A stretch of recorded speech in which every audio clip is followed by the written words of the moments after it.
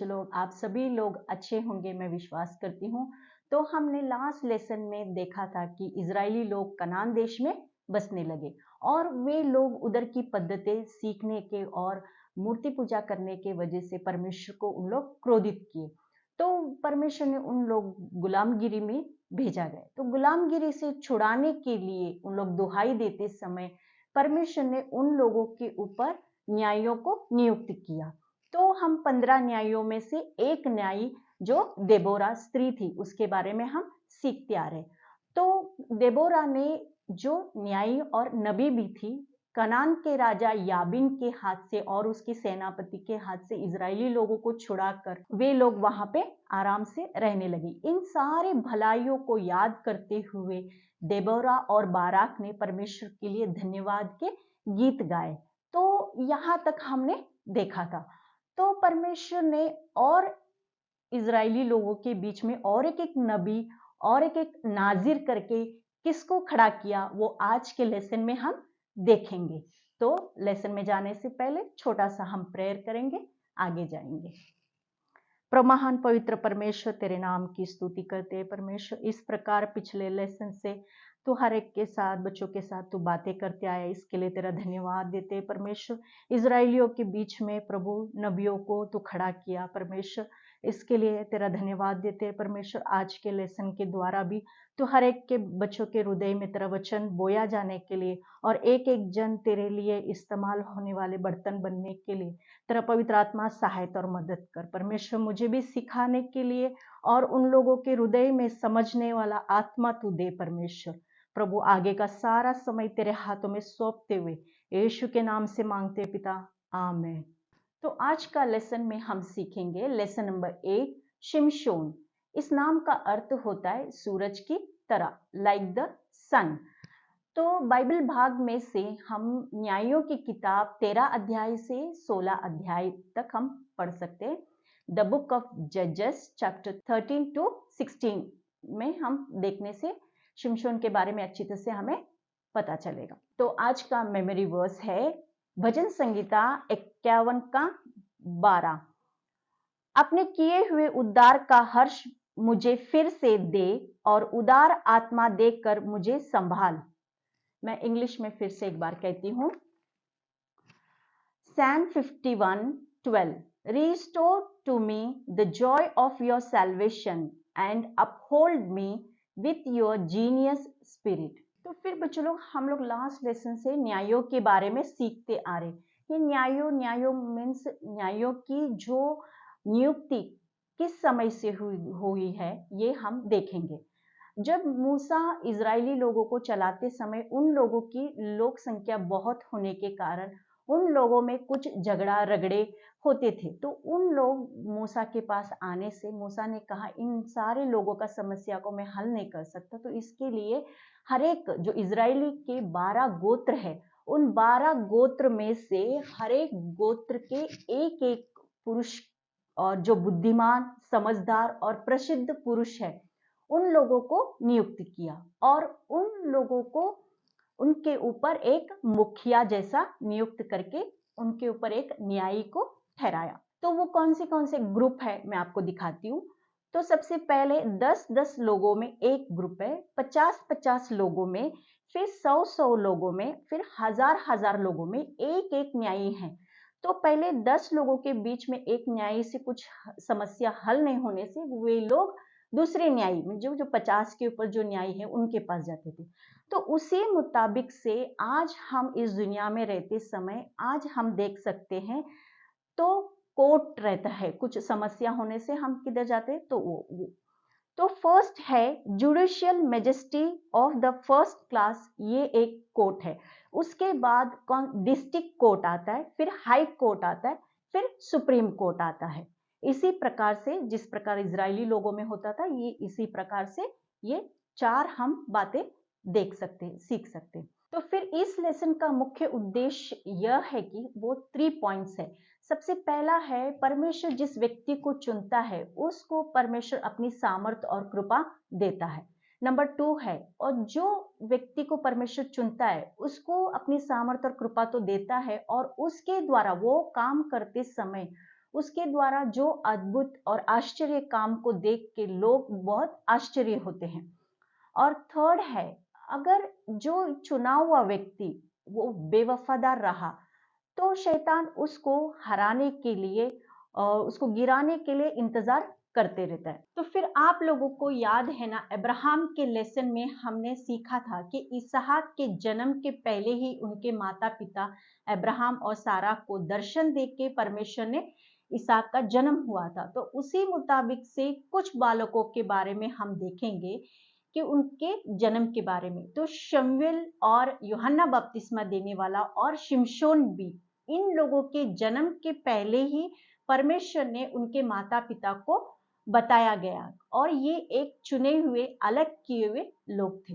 तो दानियों के कुल का मनोह और उसकी पत्नी भी बहुत वृद्ध हो गई थी, उन लोगों को भी कोई संतान नहीं था। तो वे लोगों ने भी परमेश्वर के पास प्रार्थना करते समय परमेश्वर ने उनको दर्शन देके उस बालक के बारे में बताया। तो फिर परमेश्वर ने मनोह और उसकी पत्नी से कहा कि तुम्हें एक पुत्र उत्पन्न होगा जो इजराइलियों को पेलिस्टियों के हाथ से वो छुड़ाएगा और वो एक न्यायी भी होगा।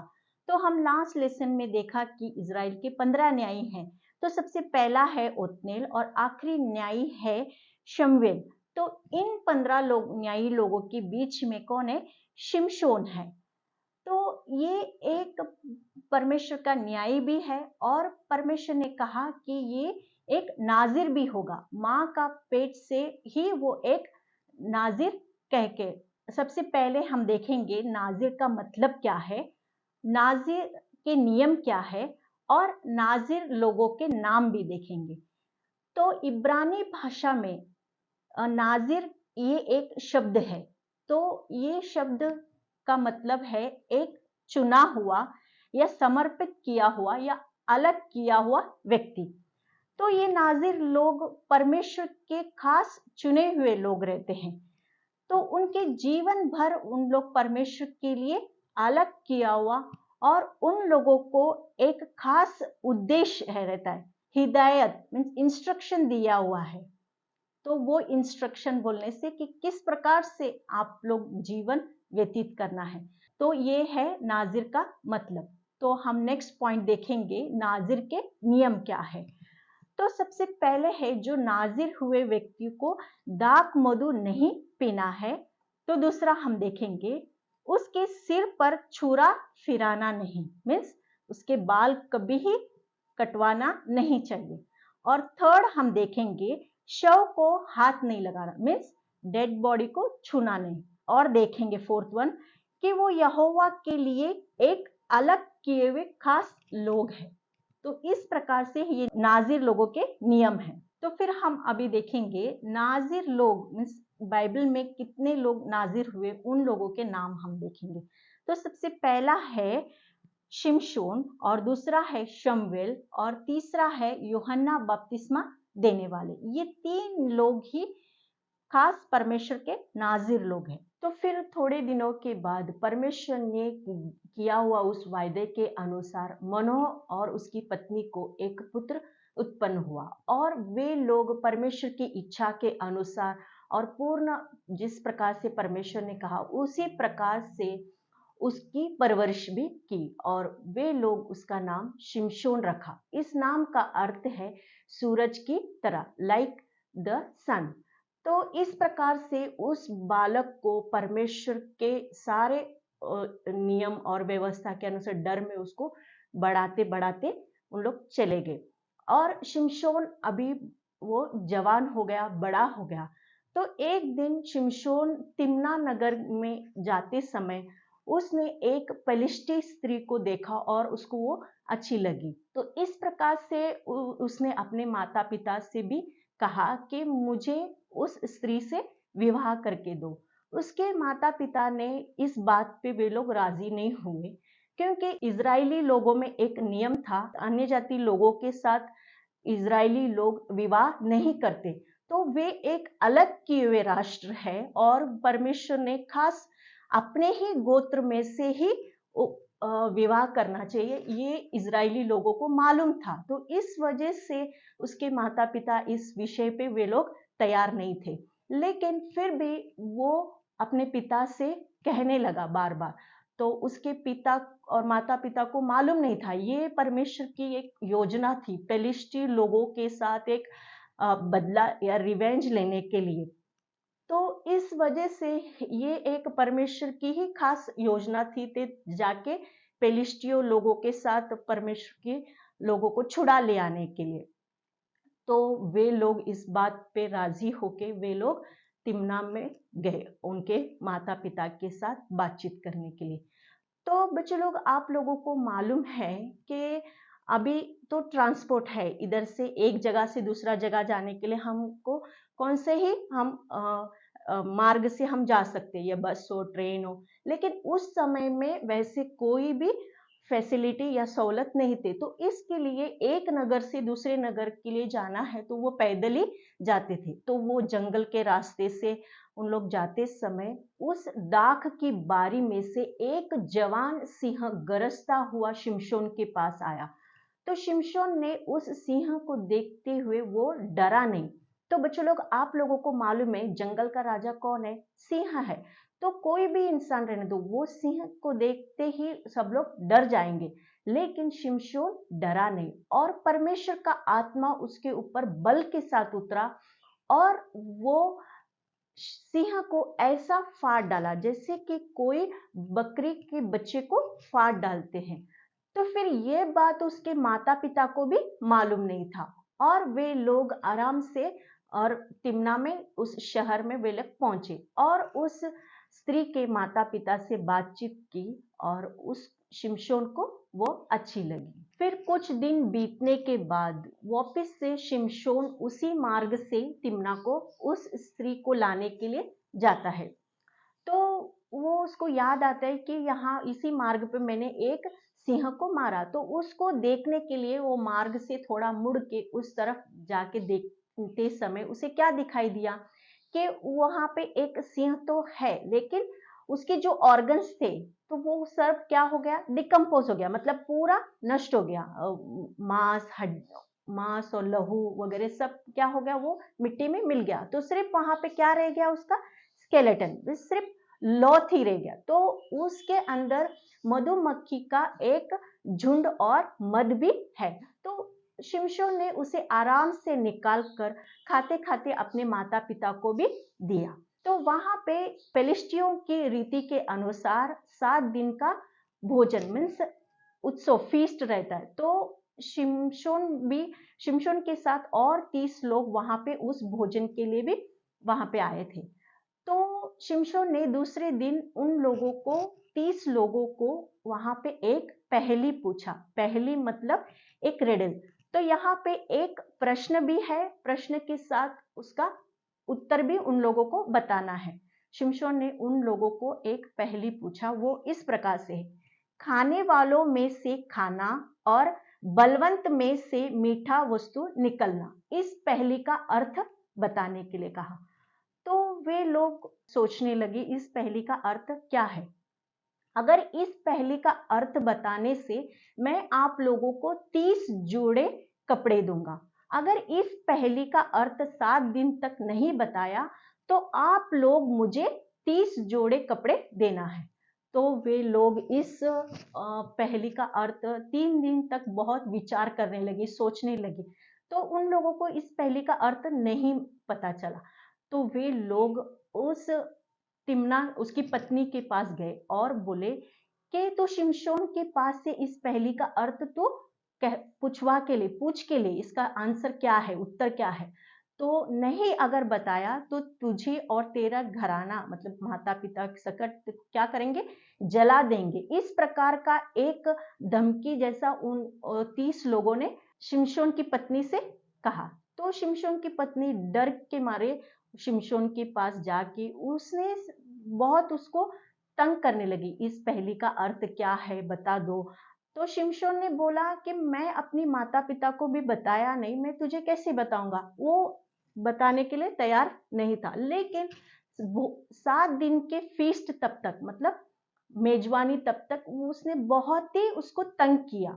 तो फिर शिमशोन की पत्नी ने कहकर वो रोने लगी कि बता दो करके।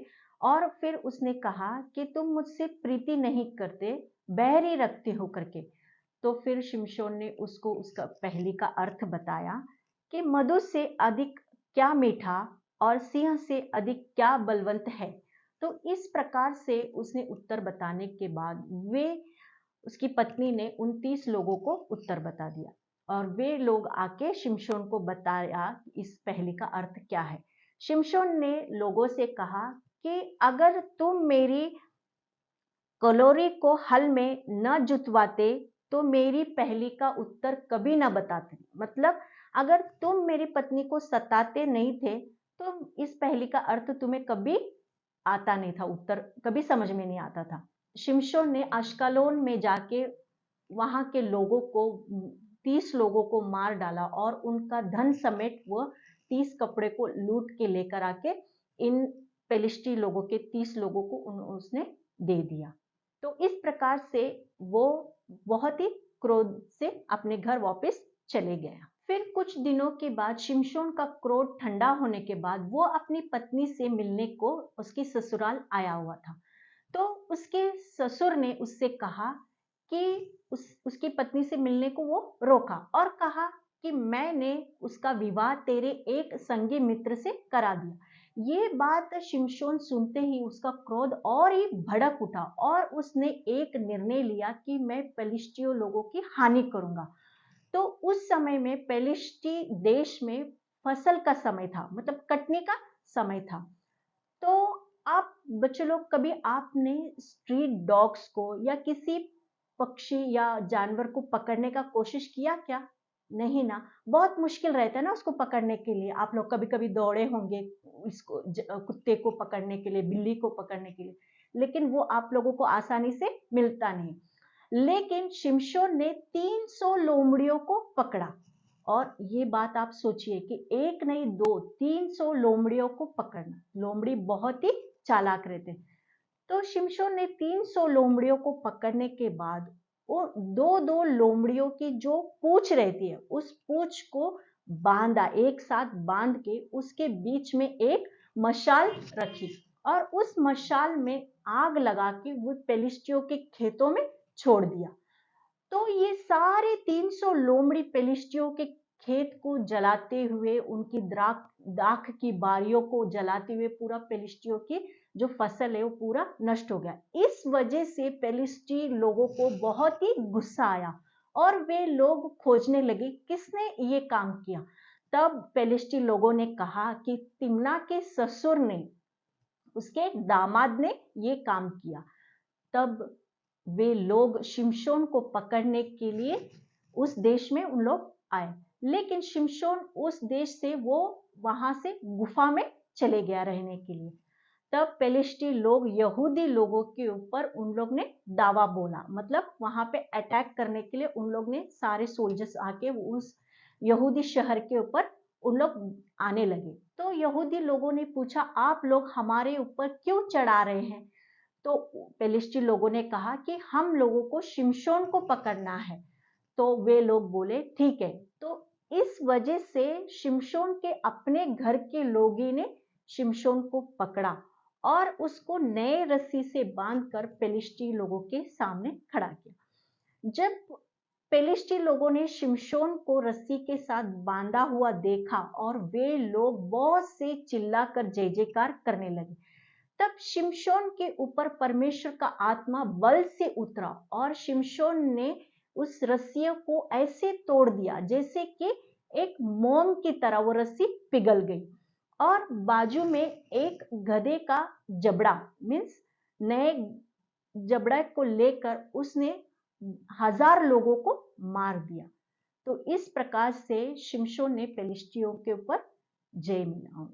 फिर कुछ दिनों के बाद शिमशोन सुरेक घाटी में रहने वाली एक स्त्री, मीन्स जिसका नाम दलीला है, उस स्त्री से वो प्रीति करने लगता है और ये बात पेलिस्टी लोगों के सरदार को पता चलता है। तो वे लोग दलीला के साथ एक प्लान, योजना बनाते हैं। दलीला को रुपए का मोह दिखाते हैं और कहते हैं कि अगर तो शिमशोन का जो महाबल है उसका भेद लेने से तुझे हम ये 11 11,000 चांदी के टुकड़े देंगे करके।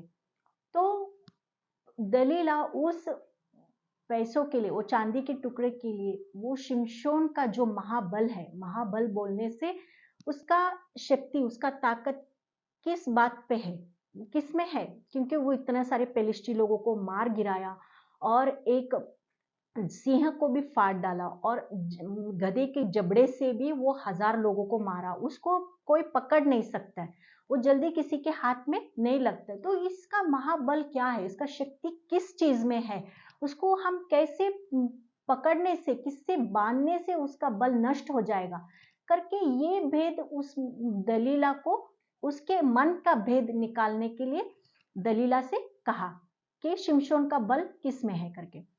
तो जब जब दलीला के पास शिमशोन आता था, तब तब दलीला ने उसको बहुत प्यार से उसका भेद निकालने के लिए बहुत कोशिश करती थी और बहुत ही बोलती थी कि है ना, मैं तुझसे प्रीति करती हूँ, तेरा महाबल, तेरा शक्ति किस में है करके। वो अपनी मन की बात पूरा बताने के लिए वो उतना बहुत ही कोशिश करती थी दलीला। तो शिमशोन ने उसको 3 बार उसको ऐसे ही ऊपर ऊपर से, मीन्स उड़ाते उड़ाते उसने अपना रहस्य की बात बताया नहीं। इस प्रकार से 3 बातों से, वो कौन कौन सी है बातें हम देखेंगे। तो सबसे पहला है, शिमशोन कहता है कि 7 नई नई तागों वाले रस्सी से बांधने से मेरा बल नष्ट हो जाएगा। तो उसी प्रकार से देबोरा पेलिस्टी लोगों को बोलती है, वे लोग उसको रस्सी से बांधते हैं और फिर बाद में दलीला बोलती है कि देख तेरे शत्रु आए हैं। तो शिमशोन नींद से जाग उठकर उनके सामने जाता है और वो रस्सी सब टूट जाते हैं, मोम की तरह पिघल जाते हैं। ये फर्स्ट टाइम हुआ। फिर सेकेंड टाइम वापस दलीला उस शिमशोन को पूछती है कि तेरा मन का बात तू बता रहा नहीं अभी तक। तो इस टाइम शिमशोन कहता है कि ऐसी नई नई रस्सियों से मुझे बांधने से मेरा बल नष्ट हो जाएगा। फिर दलीला पेलिस्टी लोगों के पास से नई नई रस्सी से शिमशोन को बांधती है। वापस दलीला बोलती है कि तेरे शत्रु आए हैं। तो शिमशोन उठ के उनके पास जाने से वो सारे रस्सी फटाफट टूट जाते हैं।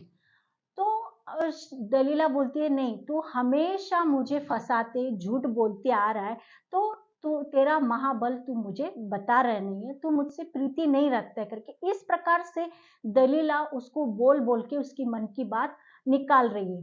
तो तीसरी टाइम शिमशोन कहता है कि अगर मेरे सिर के जो 7 लट्ठे हैं, जो 7 बाल है, वो बालों को खुंटी से तान कर बांधने से तो मेरा बल नष्ट हो जाएगा।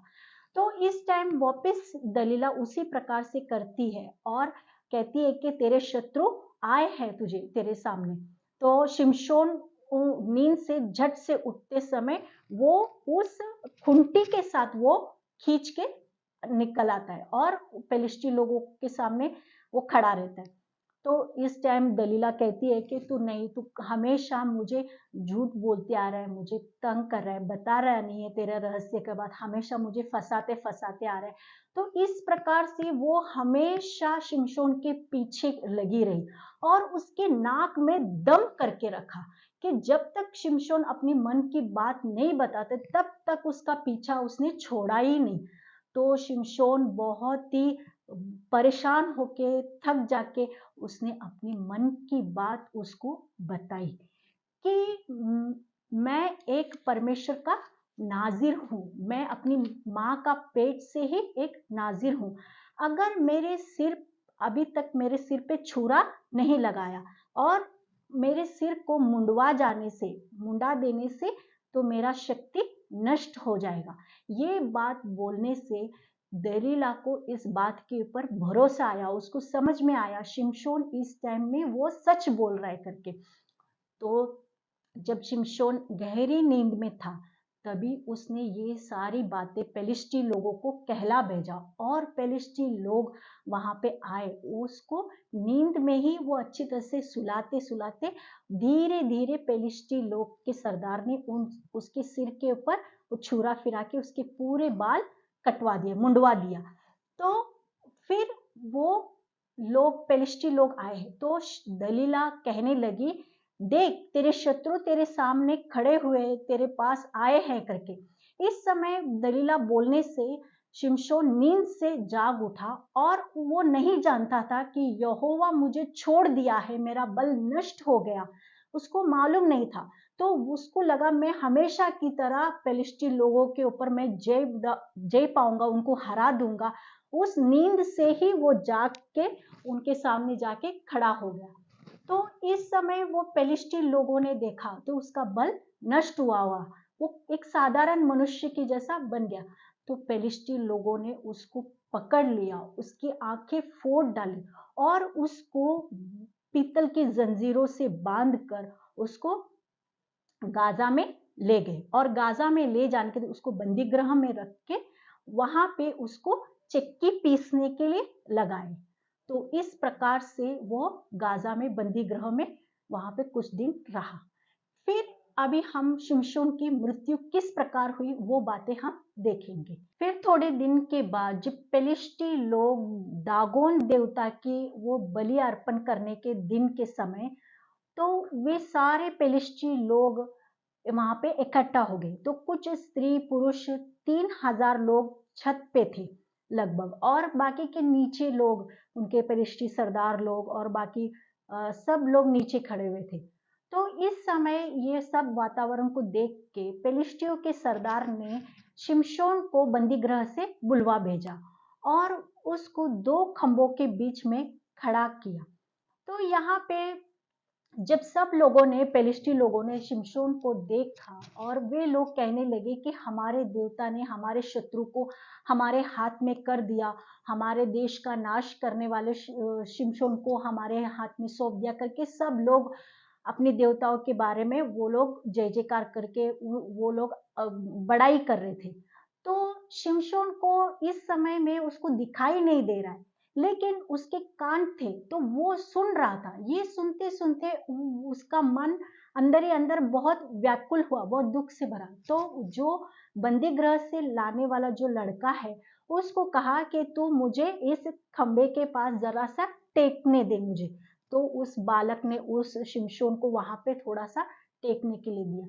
तो शिमशोन वहां पे झुककर मन ही मन में अपने अच्छे दिनों को याद करते हुए यहोवा परमेश्वर की वो दुहाई देने लगा कि यहोवा परमेश्वर ने मुझे किस प्रकार से चलाया, किस प्रकार से मुझे बल देके एक एक शत्रु के ऊपर मुझे जय दिया, आज मैं परमेश्वर ने मुझे छोड़ दिया। वो बात को याद करते हुए परमेश्वर को शिमशोन दुहाई देने लगा और परमेश्वर से विनती करने लगा कि तू परमेश्वर मुझे एक बार तू फिर से बल दे करके। तो इस समय परमेश्वर ने उसकी प्रार्थना विनती सुन ली और उसको बल दिया। तो उस समय तब तक उसकी बाल भी बड़े हुए थे ना। तो फिर परमेश्वर ने उसको 2 खंभों के बीच में वो खड़ा हो गया और अपना पूरे बल से, पूरे शक्ति से वो जंजीरों से बांधा हुआ था, वो जंजीरों से दोनों खंभों को खींचा। खींचने से पूरा जो पिलर का पूरा घर का सपोर्ट था वो पूरा नीचे गिर गया। तो इस प्रकार से जो छत पे हुए लोग थे 3,000 लोग लगभग, वे लोग भी नीचे गिर गए और नीचे जो खड़े थे वे सारे लोग और शिमशोन भी उन लोगों के साथ मर गया। तो इस प्रकार से शिमशोन ने अपनी जिंदगी में जीते वक्त जितने लोगों को मारा नहीं, तब उसके मृत्यु के समय उसने सबसे ज्यादा लोगों को मारा। तो इस प्रकार से हमने शिमशोन का मृत्यु देखा और किस प्रकार से उसका अंत हुआ परमेश्वर का बल छोड़ने के कारण। तो जब शिमशोन जिंदा था तो जीवित काल में शिमशोन ने 20 वर्ष तक इजराइलियों के बीच में रहते समय उन लोगों का वो न्यायी ठहरा और वहां पे उसने 20 वर्ष तक इजराइलियों का न्याय करते रहा और हमेशा पेलिस्टी लोगों से छुड़ाते आया हुआ। तो इस प्रकार से हमने शिमशोन के बारे में देखा कि परमेश्वर ने किस प्रकार उसको नाजिर करके ठहराया, किस प्रकार से उसको बल देते हुए इस्तेमाल किया और जब उसके बाल कट गए तब उसका बल किस प्रकार से नष्ट होने के कारण, नाजिर का लापरवाही करने के कारण फिर उसका अंत हमने देखा। तो फिर हम पिछले लेसन से अच्छे अच्छे योद्धा लोगों के बारे में हम सीखते आ रहे हैं।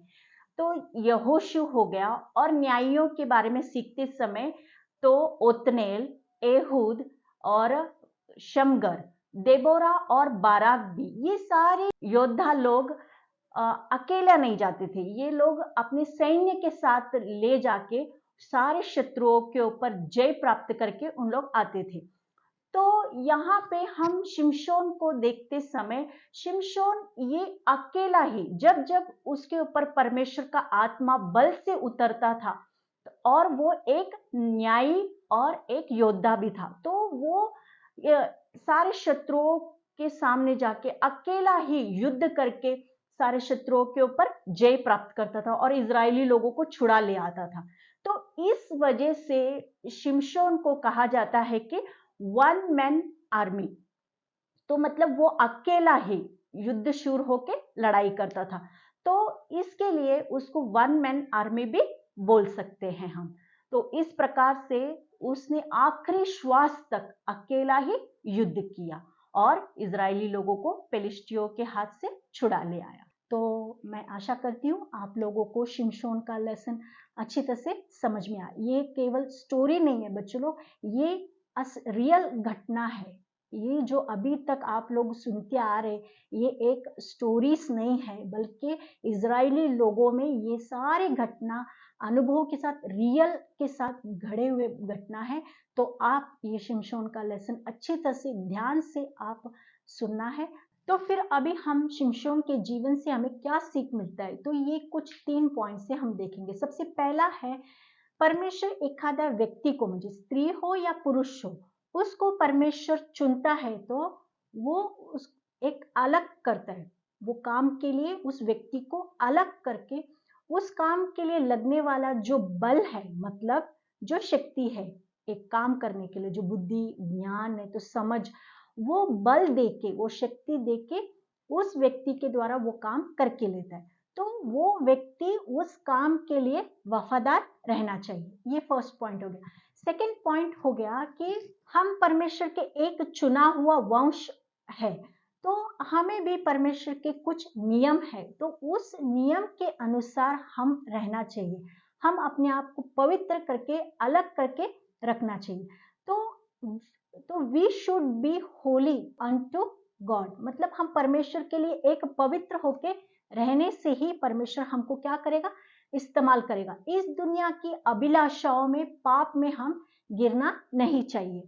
तो फिर हम थर्ड पॉइंट देखेंगे। शिमशोन ने अन्य जाति स्त्री से विवाह करने के वजह से तो उसने अनाज्ञा किया और अपनी बुलावट और अपनी चुनावट को भी लापरवाही किया। इस वजह से परमेश्वर ने उसको छोड़ दिया। तो ये परमेश्वर जब छोड़ के चले गया, तब शिमशोन का अंत एक बहुत बड़ा दुख भरा हुआ उसका अंत हो गया, हमने देखा है। तो बच्चों लोग, हम हमेशा हमारे जीवन को परमेश्वर के हाथ में सौंप देना चाहिए। अगर हम परमेश्वर के हाथ में सौंपे नहीं, तो शैतान हमें गिराने के लिए या हराने के लिए, हमारे जीवन में एक तमाशा हमको बनाने के लिए वो हमेशा फिरते रहता है। तो इसके वजह से हम निरंतर, हम बहुत ध्यान से हमारा जीवन को परमेश्वर के हाथ में ही हमें रखना चाहिए। हम परमेश्वर को प्यार करते हुए, उसके डर को मानते हुए, उसकी बुलावट और चुनावट को हम हमेशा स्मरण करते हुए रहना चाहिए, तो हम परमेश्वर हमें संभालेगा। तो आप लोगों को शिमशोन का लेसन अच्छी तरह से समझ में आया, ऐसा मैं विश्वास करती हूँ। तो आप लोग हमेशा की तरह क्वेश्चन एक्टिविटी करते आ रहे, तो उसी मुताबिक से आप लोग क्वेश्चन आंसर्स भी कीजिए, और उसमें एक्टिविटी दिया गया, जिस एक्टिविटी बताया गया उसके मुताबिक आप कीजिए। नहीं तो इस प्रकार से आप नाजिर के नियम हैं वो आप ऊपर हेडलाइन लिखना है, और ये जो 4 पॉइंट्स है जो नाजिर के, दाख मधु नहीं पीना, छुरा नहीं लगाना और किसी भी शव को हाथ नहीं लगाना, इस प्रकार से 4 पॉइंट्स आप लिखना है, और इसे ऐसे हैंग करके भी आप बना सकते हैं, नहीं तो आप टेबल पे भी रखने जैसा बना सकते हैं। नहीं तो आपका नया नया आइडिया के अनुसार भी आप लोग एक्टिविटी बना सकते हैं। नहीं तो वर्कशीट में जैसा दिया उसी मुताबिक आप लोग बना सकते हैं। तो आप लोगों को ये वर्कशीट भी अच्छी तरह से समझ में आई है। तो आइए हम छोटा सा प्रेयर करके हमारे लेसन को हम समाप्त करेंगे। प्यारे प्रभु, प्रभु महान पवित्र परमेश्वर, तेरे नाम की स्तुति करते हैं, तेरा धन्यवाद देते हैं परमेश्वर। इस प्रकार से शिमशोन का लेसन के द्वारा प्रभु बोलने के लिए जो तो कृपा दिया, इसके लिए मैं तेरा धन्यवाद देती हूँ परमेश्वर।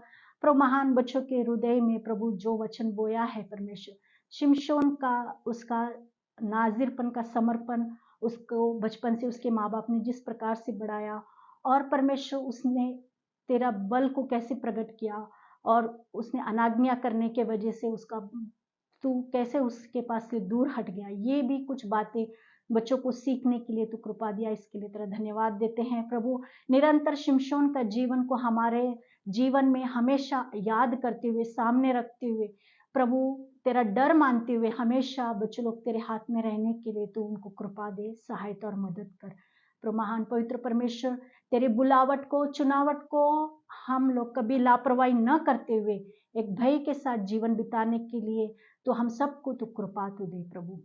प्रभु आगे का सारा समय तेरे हाथों में सौंपते हुए प्रभु, इस तेरे वचन के लिए तेरा धन्यवाद देते हुए प्रभु महान, अपने आप को भी तेरे हाथ में सौंपते हुए यीशु के नाम से मांगते पिता, आमीन।